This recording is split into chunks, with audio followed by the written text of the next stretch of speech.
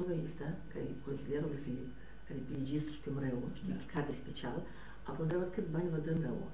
Dar eu și spun, o cifră n-am putut spune. Poate de la școală, nu trebuie să spui nic, trebuie să spui că nu. Mi-a dat la forum cât? În septembrie.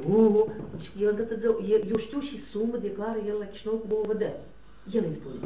Dar și era și Igor și Ciobanu și n-am putut să spun mult, știi? Și zice, dar cât vă dat? Da, și așa el.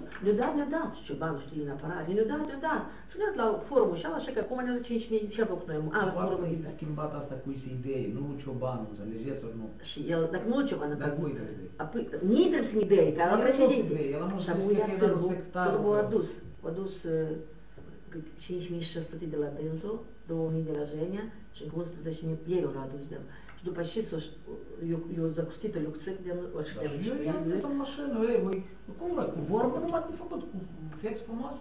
E că voi grăiți, noi mergem o leac și noi n-avem cadre, noi așa vrem că sunt... Noi ne adunăm aici 5 și facem problema că nu i-am dat la Carpați. Deci la mine, dar Sârbu a adus niște bani, băieții au adus bani, și eu leta și scriu ca... Eu știu că i-a spus lui Sârbu, vai, nu așteptat-o, ești de la piatră de aici, de ce nu o da? Eu e ca să-i zic, gata, și noi trebuie să ne mobilizăm, trebuie să găsim numitorul comun, trebuie să lucrăm. Și ăștia de la piață, Borea, frate, ăștia trebuie să dai bani.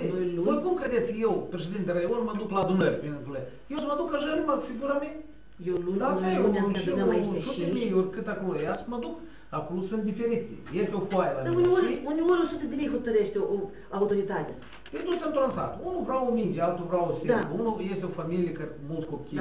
Este un invalid ceva. Un sac de făină. Un sac de făină. Nu vedem sac de făină, că nu n-am să-mi bloc sac de făină. Da, dar 200 de lei și gata. Am dat 500 de lei, ori am dat 1000 de lei, știi? Băi, eu, nu știu, din jos stat de vorbă. Hai că l-au stat, ori îl dau la tric 300, știi? Ori stat în sac, așa-la, i-a dat o leac, așa-la, așa-la.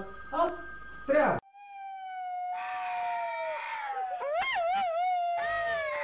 PDM. Creștem Moldova.